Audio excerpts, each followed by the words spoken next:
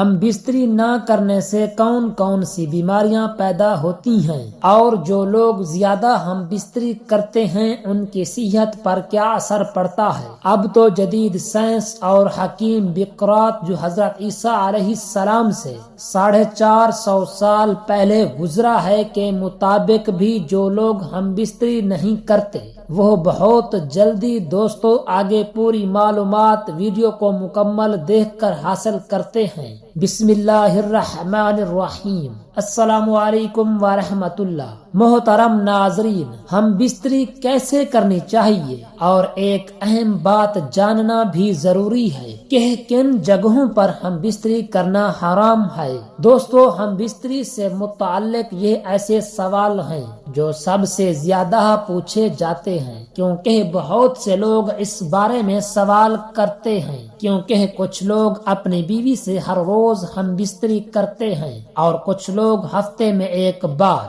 اور کچھ لوگ ڈر کے مارے مہینے میں ایک بار ہی ہم بستری کرتے ہیں۔ یاد رہے یہ دونوں صورتیں ہی نقصان دہ ہیں۔ اب صحیح صورتحال کیا ہے یہ جاننے سے پہلے ہم بستری سے متعلق کچھ ایسی مفید معلومات دینا چاہتے ہیں۔ اس کے بعد انشاءاللہ تعالی بتایا جائے گا کہ کتنے دنوں بعد ہم بستری یعنی شرعی حق ادا کیا جائے۔ بیوی سے ہم بستری کرنے کا طریقہ یہ ہے کہ جو وقت تمام شرعی ممانعتوں سے خالی ہو، اس میں اچھے نیتوں یعنی نیک اولاد حاصل کرنے، امت مصطفیٰ صلی اللہ تعالی علیہ وآلہ وسلم میں کثرت کرنے اور عورت کے ادائے حق کی نیت بھی ٹھیک ہے اور بیوی کو اور اپنے آپ کو بھی پریشان خاطری اور پریشانی نظری سے بچانے کی نیت کے ساتھ ہی ہم بستری کر سکتے ہیں۔ نہ خود پورا برہنہ ہون اور نہ عورت کو مکمل برہنہ کرے کہ حدیث پاک میں اس کی ممانعت فرمائی گئی ہے۔ نیز اس حالت میں نہ منہ قبلہ کی طرف ہو اور نہ پیٹھ اور فارغ ہونے کے بعد فوراً جدا نہیں ہونا چاہیے بلکہ عورت کی حاجت پوری ہونے کا بھی لحاظ رکھا جائے۔ تاہم ہم بستری میں پہنے ہوئے کپڑے غسل کرنے کے بعد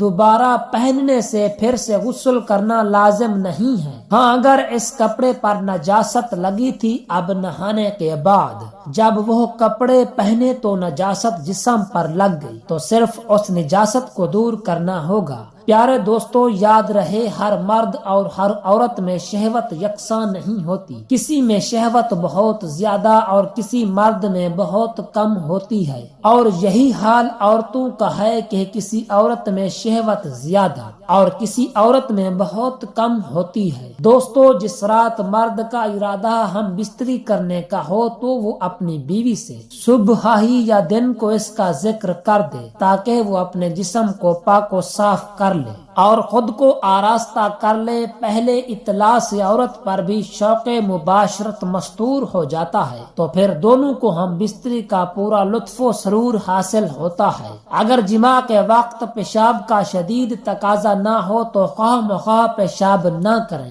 ورنہ عضو تناسل کا انتشار جلد ختم ہو جائے گا۔ مرد اور عورت کا ہمیشہ ایک ہی بستر میں سونا ضعف با پیدا کرتا ہے۔ کسی غیر کے مکان میں یا کسی ایسی جگہ جہاں اچانک کسی کے آ جانے کا خوف ہو مباشرت نہ کریں کیونکہ ایسی حالت میں لطف مباشرت حاصل نہیں ہوتا بلکہ الٹا کمزوری پیدا ہوتی ہے۔ بھرے ہوئے پیٹ کی حالت میں مباشرت کرنے سے انزال جلدی ہو جاتا ہے۔ پیشاب زور سے معلوم ہونے کے وقت مباشرت کرنے سے مثانہ اور پیشاب کی نالی میں امراض پیدا ہو جاتے ہیں اور پاخانہ زور سے معلوم ہوتے وقت مباشرت کرنے سے بواسیر وغیرہ امراض لاحق ہو جاتے ہیں۔ اگرچہ مرد کی مباشرت کی خواہش پوری ہو جاتی ہے بسا اوقات اس نامکمل مباشرت سے جس میں عورت کو انزال نہیں ہو پاتا عورت کو ناگوار معلوم ہوتا ہے اور وہ اعصابی بیماریوں وغیرہ وغیرہ میں مبتلا ہو جاتی ہے۔ ہم بستری سے بے رغبتی اور شوہر سے نفرت کرنے لگتی ہے۔ پیارے دوستو اب ہم بات کرنے والے ہیں کہ کتنے دنوں بعد بیوی سے ہم بستری کی جائے،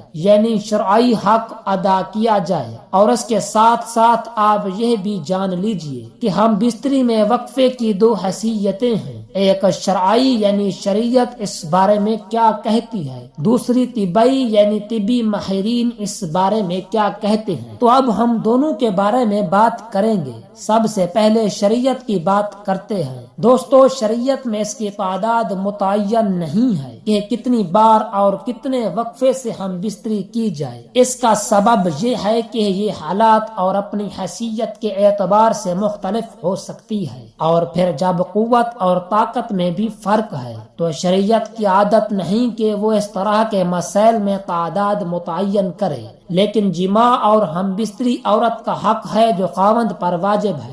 ابن قدامہ رحمۃ اللہ تعالی علیہ فرماتے ہیں کہ اگر مرد کو کوئی عذر نہیں ہے تو وہ اپنی بیوی سے ہم بستری کرے۔ امام مالک رحمہ اللہ علیہ کا قول بھی یہی ہے۔ حدیث شریف میں ہے کہ حضرت عبداللہ بن عمر بن العاص رضی اللہ تعالی عنہ بیان کرتے ہیں کہ نبی کریم صلی اللہ تعالی علیہ وسلم نے فرمایا، اے عبداللہ، کیا مجھے یہ نہیں بتایا گیا تو دن کو روزہ رکھتا ہے اور رات کے وقت قیام کرتا ہے؟ میں نے عرض کیا، کیوں نہیں اللہ تعالی کے رسول صلی اللہ علیہ وسلم، بات تو ایسی ہی ہے۔ نبی کریم صلی اللہ علیہ وسلم نے فرمایا، تو ایسا نہ کر بلکہ روزہ بھی رکھ اور افطار بھی کر، یعنی کچھ چھوڑ بھی دیا کر اور قیام بھی کیا کر اور سویا بھی کر، اس لیے کہ تیرے جسم کا تجھ پر حق ہے اور تیری آنکھ کا بھی تجھ پر حق ہے اور تیری بیوی کا بھی تجھ پر حق ہے۔ صحیح بخاری شریف کی حدیث شرح میں یہ ہے کہ یہ خاوندوں کے لائق نہیں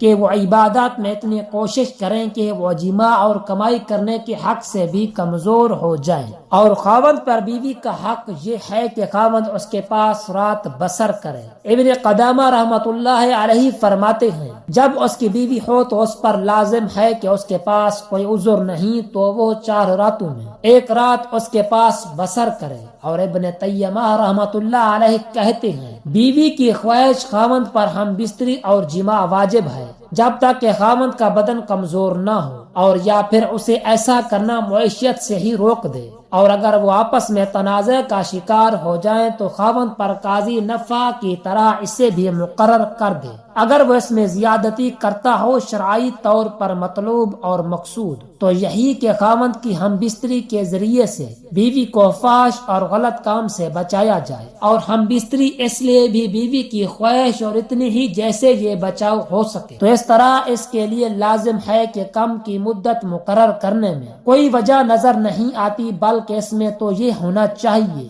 کہ ہم بستری اتنی ہو جتنی کا حق خاوند ادا کر سکے اور بیوی کی جتنی خواہش ہو۔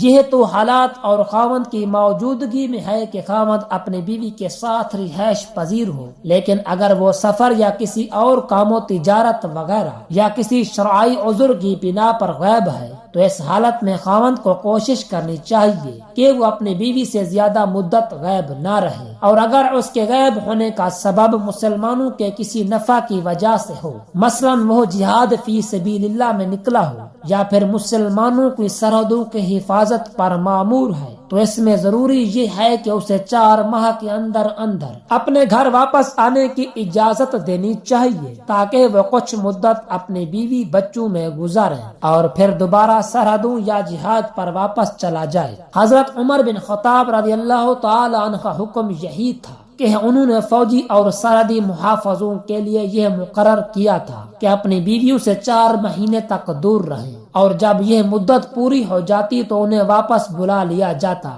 اور ان کی جگہ ہر دوسرے کو بھیج دیا جاتا تھا۔ اب طبی ماہرین کی رائے، طبی ماہرین کہتے ہیں کہ ہم بستری میں اتنا وقفہ ہونا چاہیے جس سے قوت مردانہ میں کمی واقع نہ ہو، اور جب بھی جماع کیا جائے اس سے حقیقی لطف حاصل ہو۔ حقیقی لطف حاصل ہونے سے مرد کی جنسی قوت کمزور نہیں ہوتی اور عورت بھی مطمئن اور خوش رہتی ہے۔ طبی لحاظ سے 3 سے 7 دن بعد جماع کرنا چاہیے۔ 3 دن بعد سپرم بنتے ہیں اور 4 دن بعد تحلیل ہو کر جسم کا حصہ بن جاتے ہیں، اور دن میں 2 بار یا روزانہ جماع کرنے سے چند ہی روز میں شدید کمزوری، سستی اور بلڈ پریشر کا مرض لاحق ہو سکتا ہے۔ اور اکثر جوڑوں کا پانی ختم ہو جاتا ہے، جوانی میں گھٹنے آواز کرنا شروع کر دیتے ہیں۔ اس نقصان کی کسی بھی صورت تلافی نہیں ہو سکتی۔ خلاف ورزی کرتے رہنے سے آخرکار افسوس کرنا پڑتا ہے۔ زیادہ منی کا اخراج بار بار نہیں ہو سکتا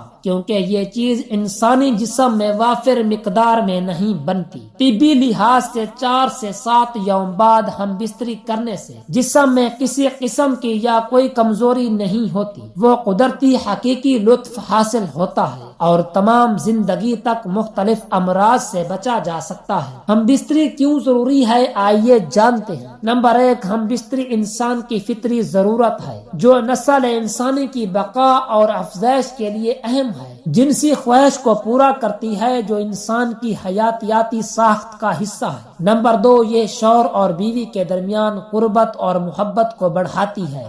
جذباتی تعلق مضبوط ہونے سے دونوں کے درمیان اعتماد اور سکون پیدا ہوتا ہے۔ نمبر 3، ہم بستری سے جسمانی صحت پر مثبت اثر مرتب ہوتے ہیں، جیسے دل کی صحت بہتر ہوتی ہے، خون کی روانی میں بہتری آتی ہے۔ نمبر 4، ہم بستری انسانی نسل کے تسلسل کے لیے ضروری ہے اور اس کے ذریعے خاندان کی تشکیل ہوتی ہے۔ یہ ضروری ہے کہ ہم بستری کے دوران دونوں فریقین کی رضامندی، احترام اور جذبات کو اہمیت دی جائے تاکہ یہ عمل مثبت اور خوشگوار ہو۔